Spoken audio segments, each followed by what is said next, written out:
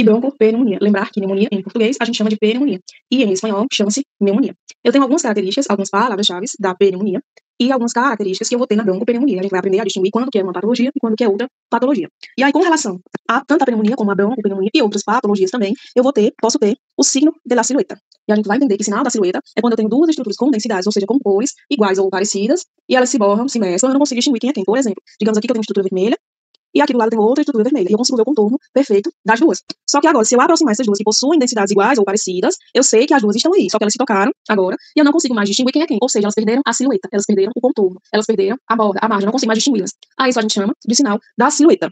Com relação à opacificação, eu tenho que lembrar que a pneumonia é um processo infeccioso, seja bacteriano, que é o mais comum, pela bactéria pneumococo, seja viral, seja fúngica, enfim. Eu tenho que entender que na pneumonia há a substituição do ar alveolar por algum tipo de secreção. Por exemplo, na pneumonia, a gente tem uma secreção purulenta, que seria o pus produzido pela bactéria. Então, se eu não tenho mais ar dentro daquele alvéolo, eu perdi a densidade de ar, que seria uma cor, uma densidade enegrecida, que em radiografia a gente chama de radiolúcido. E agora, eu vou ter uma lesão, uma mancha esbranquiçada, uma lesão opaca no pulmão do paciente.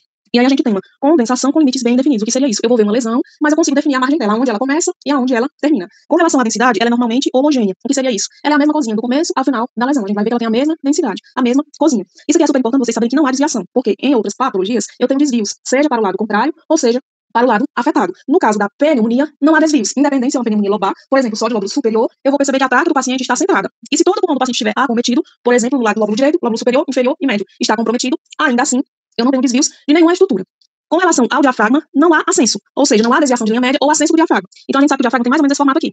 O ascenso, que algumas patologias têm, seria como se ele fizesse mais ou menos assim, estivesse tracionado para cima, ou seja, estivesse ascendendo. No caso da pneumonia, não tem essa característica. O diafragma, ele vai continuar no seu formato de cúpula, ele não sobe e nem desce. Eu tenho alguns padrões de pneumonia. O que nos interessa é o lobar, que é o mais comum, e a segmentar, que seria a broncopneumonia, mas saiba que a gente tem outros tipos de pneumonia. E aí eu vou ter um sinal patognomônico, lembrem que patognomônico é quando eu tenho um sinal clássico de uma patologia. Esse patognomônico é apenas para a pneumonia, ou seja, apenas para a pneumonia, não tem na broncopneumonia, que seria um broncograma aéreo dentro de um bloco de condensação. E a gente vai entender o que significa esse broncograma aéreo dentro de um bloco de condensação. E o gold standard, seja para a pneumonia ou para a broncopneumonia, é o TACAR.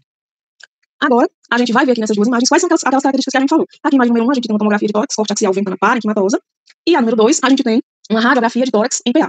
Vamos falar logo dessa imagem número 2. Lembra que eu falei que tem uma opacificação? Essa opacificação nada mais é do que essa cozinha esbranquiçada no pulmão do paciente. Porque aqui nessa região que está esbranquiçada, que está opaca, eu não tenho ar. Por isso que eu não tenho densidade de ar, diferente desse outro pulmão aqui sano. Lembra que eu falei para vocês sobre o sinal da silhueta, que é quando eu tenho duas estruturas com cores, ou seja, com densidades iguais ou parecidas, e que elas se borram, eu não consigo distinguir quem é quem. Eu sei que o paciente ele vai ter um diafragma aqui. Eu sei que o paciente tem os ventrículos aqui. Só que se eu olho, eu não consigo distingui-los. Eu não consigo identificar quem é quem. Aí isso a gente chama de sinal da silhueta, que também é uma característica. Lembra que eu falei que mesmo que todo o pulmão esteja comprometido, ainda assim eu não tenho desvios. Aqui, se eu olhar a coluna de ar traqueal, está centrada, não tem desvios. Se fosse, por exemplo, uma delitasia, estaria desviando para o lado afetado. Se fosse um derrame pleural, estaria desviando para o lado contrário, ou seja, para o lado sano. Numa imagem dessa, em que eu tenho todo o pulmão comprometido, eu vou me guiar pela coluna de ar traqueal e vou observar se há ou não desvios. Com relação a essa imagem número 1, que é a tomografia de tórax, a gente consigo já identificar que no pulmão esquerdo, lembrando que é esquerdo porque é sempre o meu contrário, esse aqui seria o meu lado direito, eu tenho uma lesão opaca, e dentro dessa lesão opaca, eu tenho como se fosse um galho de árvore. Isso daqui a gente chama broncograma aéreo. Bom, broncograma aéreo nada mais é do que essa estruturazinha que eu vejo como se fosse um galhinho de árvore, dentro de um bloco de condensação.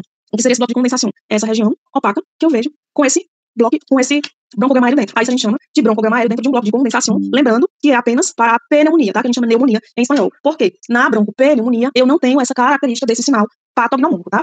E aí, nessa imagem número 2, que seria a nossa radiografia de tórax, eu também tenho um broncograma aéreo. Mas saibam que na radiografia de tórax é menos visível, então nem sempre ele vai aparecer. Mas se eu sei, por exemplo, que na pneumonia eu tenho um sinal patognomônico, e ela pergunta na questão, mesmo que eu não veja, se ela pergunta qual é o patognomônico, eu tenho que responder. E ele é específico da pneumonia, porque na broncopneumonia eu não tenho. Então eu vou trocar aqui e colocar um marca-texto, para vocês verem, vou marcar onde é. Só que na radiografia lembrando é mais difícil de ver. Mas é exatamente isso daqui que eu vou marcar para vocês, ó. Depois eu apago para vocês perceberem. É esse formatozinho aqui. Agora eu vou apagar para vocês verem. Então tá aqui, ó.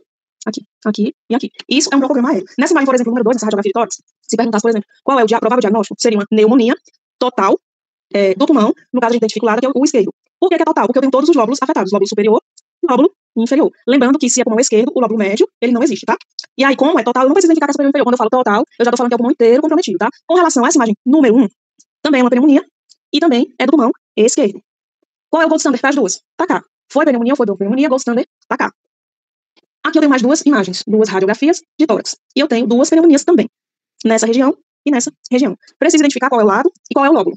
O ideal é que eu tivesse uma incidência lateral, porque pela lateral, quando é de lóbulo médio, eu vou ver que vai coincidir essa lesão opaca na altura do coração. Quando é de lóbulo superior, vai estar mais acima e inferior vai estar mais abaixo. Quando eu não tenho esse parâmetro e ainda assim eu preciso falar qual é o lóbulo, eu vou tomar como referência o átrio ou o diafragma. Se essa lesão, ela está fazendo sinal da silhueta, ou seja, ela está se borrando Com o átrio, eu não consigo ver o contorno do átrio, porque eu precisaria ver a borda assim, perfeitamente. Se tá bordando aqui, nessa região, com o átrio, eu digo que é de lóbulo médio, que é o que a gente tem nessa imagem. Se você olha, por exemplo, para o diafragma aqui, eu consigo ver perfeitamente o contorno. Mas se essa lesão estivesse borrando aqui embaixo, seria de lóbulo inferior, que é o que a gente tem nessa imagem número 2. Perceba que eu tenho um borramento exatamente nessa altura, que seria o sinal da silhueta. Então a gente tá de frente com uma pneumonia de lóbulo inferior, tá? Do pulmão, nesse caso agora, direito. Por que direito? Porque sempre é o meu contrário. Se esse é o meu lado esquerdo, é o lado direito do paciente. Então essa imagem aqui, número 1, seria pneumonia de lóbulo médio do pulmão direito. A imagem número 2 seria pneumonia de lóbulo inferior do pulmão direito. Nas duas eu tenho como característica sinal da silhueta, porque eu tenho duas estruturas borradas. Nas duas eu tenho como característica uma lesão bem delimitada, porque eu consigo ver a margem dela aqui, ó. Nas duas eu tenho como características lesões opacas. Tudo isso é característica. Vejo o broncograma aéreo nessas imagens? Não vejo. Então não entra como característica. Vai entrar, por exemplo, se ela pergunta qual é o sinal patognomônico. E aí se ela pergunta qual é o gold standard, para as duas é tacar. Nessa imagem aqui eu tenho uma tomografia e tenho uma radiografia. Nas duas, eu consigo ver o broncograma aéreo. Aqui eu tenho um broncograma aéreo dentro do bloco de condensação. O que seria esse bloco de condensação? Essa lesão esbranquiçada que você está vendo aqui, essa lesão opaca. O que seria o broncograma aéreo? Essas manchinhas que vocês veem como se estivesse saindo um gás de árvore do pulmão do paciente. Nessa aqui, a gente tem uma tomografia de tórax, corte axial, ventana parenquimatosa. E nessa imagem, número 2, a gente tem uma radiografia. Como está cortada, a gente não consegue identificar se é uma P ou um PA. Mas a intenção aqui é que vocês vejam que eu tenho um broncograma aéreo. Que é como se fosse esse galhozinho aqui. Ele é super discreto, mas é isso aqui que a gente chama de broncograma aéreo. Nos dois casos, é uma pneumonia. Já nessa imagem aqui dessa tomografia, nessa identificada como A, eu tenho uma peculiaridade. Por quê? O que distingue a pneumonia da broncopneumonia é que na pneumonia eu vou ter uma lesão centrada. Como assim? Igual a que a gente tá vendo aqui, ó. É uma lesão única. Por quê? Se eu tenho duas ou mais regiões acometidas, eu não chamo mais de pneumonia, eu chamo de broncopneumonia, que é o que a gente tá vendo aqui. Eu tenho uma lesão e outra lesão. Quando eu tenho mais de uma, agora eu não chamo mais de pneumonia, eu chamo agora de broncopneumonia. E broncopneumonia, lembrar que não tem sinal patognomônico. Percebam que eu não tenho broncograma aéreo dentro dessas lesões. Nessa imagem número 2, também é uma broncopneumonia. Porque eu tenho os dois lados do pulmão acometido. E ele é mais espalhado, essa é uma característica mais algodonosa. Se fosse uma pneumonia, a pneumonia tem a característica de afetar um lóbulo inteiro primeiro. Então, se, por exemplo, fosse uma pneumonia e fosse de lóbulo superior, ela afeta todo o lóbulo superior primeiro, para só depois acometer outro lóbulo. E aqui não, vocês percebam que eu tenho dos dois lados a alteração. Então, é uma broncopneumonia, não uma pneumonia. Aqui também, nessa tomografia, a mesma coisa. Eu tenho alteração dos dois lados. Então, uma broncopneumonia não é uma pneumonia. Se fosse para ser pneumonia, apenas um lado estaria afetado e em uma região centrada, localizada. Se espalhou, não é mais pneumonia, é broncopneumonia. Com relação às padrões, não tem só critério de informação, mas nos interessa dois. Lobar, que é quando é um lóbulo afetado, e segmentar, que seria a broncopneumonia, mas saibam que existem outros tipos, tá? E aí, com relação a essa imagem, a gente vai responder as seguintes perguntas. Qual é o primeiro tipo de estudo? Lembra que quando eu tenho o primeiro tipo de estudo, ela não quer saber qual é o exame que eu estou vendo. Ela quer saber qual é o exame básico que eu vou solicitar para esse paciente. Então, a resposta é radiografia, de tórax, PA e lateral. Quais características? Lembrando que características eu só posso colocar o que eu vejo. Mesmo que eu saiba que a patologia tem 10 características, mas a gente só coloca a que a gente vê. O que a gente vê nessa imagem? Primeiro eu preciso identificar onde é que ela está. Então, tá aqui desse lado. Esse lado, como é sempre o meu contrário, é com a mão direita. Então, eu vejo uma lesão opaca, bem delimitada, no pulmão direito. É uma característica, no caso duas, uma lesão opaca e uma lesão bem delimitada. Posso colocar como característica sinal da silhueta? Se eu vejo que tem duas estruturas se borrando, eu coloco. Se eu não vejo, eu não coloco. Eu consigo borrar essa estrutura com mediastino. Então, sinal da silhueta também é uma característica. Vejo o broncograma aéreo? Não, não vejo. Sei que é patognomônico dessa patologia, mas se eu não vejo, eu não posso colocar. Qual é o possível diagnóstico? Pneumonia de lóbulo superior do pulmão direito. Qual é o sinal patognomônico? Mesmo que eu não esteja vendo, mas eu sei que existe. Então, é o sinal patognomônico da pneumonia, é broncograma aéreo em um bloco de condensação. Qual é o gold standard? Tacar. Vamos dar continuidade com a nossa aula, falando agora sobre tuberculose. Eu preciso entender que existem dois tipos de tuberculose, a tuberculose miliar e a tuberculose cavitária. E cada uma tem sua característica específica, para que a gente não confunda qual é miliar e qual é cavitária. Com relação à miliar, ela é primo-infecção. O que seria isso? Quando o indivíduo entra em contato com o bacilo, que é o causador da tuberculose, a primeira infecção, a primeira manifestação que ele tem é a tuberculose miliar, para só depois ele evoluir para a tuberculose cavitária. E aí, a gente tem como característica dessa tuberculose miliar, eu tenho pontilhados, uniformes e difusos de vértice à base. E aí, geralmente, é bilateral. Mas há casos em que a gente vai ter a tuberculose miliar somente de um lado. Mas, na maioria dos casos, o que predomina é ela ser bilateral. Com relação à tuberculose cavitária, ela é infecção secundária, porque a primária seria a miliar. A principal característica da tuberculose cavitária, como o próprio nome já diz, são as cavernas, que seria cavitação. E aí eu posso ter três tipos de caverna. A cheia, que seria mais ou menos isso aqui. Então, uma caverna cheia, como se eu visse um círculo no pulmão do paciente, todo preenchido. A semicheia, como o próprio nome já fala, ela é semicheia. Então, eu tenho um nível hidroaéreo, eu vejo uma linha reta, e ela está preenchida em um espaço e no outro está vazio. E a vazia, como o próprio nome já fala, é uma cavitação vazia. E aí a gente tem que entender que ela tem diagnósticos diferenciais. O que seriam diagnósticos diferenciais? São as patologias que parecem com a tuberculose, mas que não são tuberculose. Eu trouxe alguns exemplos para vocês, que no caso seria abscessos pulmonares, parece com a tuberculose cavitária. Alguns tipos de pneumonia, como a circular, parece com a tuberculose cavitária. A aspergilose, que é a famosa bola fúngica, parece com a tuberculose cavitária. E algumas neoplasias também parecem com a tuberculose cavitária. Qual é o gold standard da tuberculose? Tacar. Por que tacar? Porque é o melhor exame para a gente diagnosticar uma tuberculose. E aí, com relação ao patognomônico, lembrem que patognomônico é quando eu tenho um sinal clássico de uma patologia. No caso da tuberculose cavitária, o sinal patognomônico seriam cavernas. Com relação à tuberculose miliar, a gente tem como sinal patognomônico pontilhado, uniforme e difuso de vértice à base. Estou com dificuldade de aprender esse nome porque é muito grande. Aí, então, vou chamar de vidro esmerilhado. É como se fosse a mesma coisa, que é o patognomônico da tuberculose miliar. Entendendo essas características, que é a parte teórica, vamos ver nas imagens o que a gente acabou de falar. Aqui eu tenho dois tipos de tuberculose diferentes. Número 1 e número 2. Na número 1, percebam que é como se eu tivesse pegado um saquinho de milho de pipoca, sem estourar, e jogado no pulmão do paciente. Daí o nome miliar, porque lembra realmente um saco de milho de pipoca jogado no pulmão do paciente. É assim que eu identifico a tuberculose miliar. Essa característica eu posso chamar de vidro esmerilhado. Ou eu posso falar que tem um ponto tirado, uniforme e difuso, de vértice à base. É a mesma coisa que eu dizer que é vidro esmerilhado. Então você vai olhar para a imagem, seja em uma radiografia de tórax, ou seja em uma tomografia de tórax, e eu vou observar que eu tenho vários pontinhos espalhados pelo pulmão do paciente, como se fosse um saquinho de milho de pipoca jogado nesse pulmão. Na imagem número 2, diferente da primeira, eu não tenho essa característica. O que eu tenho característica aqui? Duas cavernas. No caso, a tuberculose cavitária desse paciente é no lóbulo superior do pulmão direito e no lóbulo superior do pulmão esquerdo.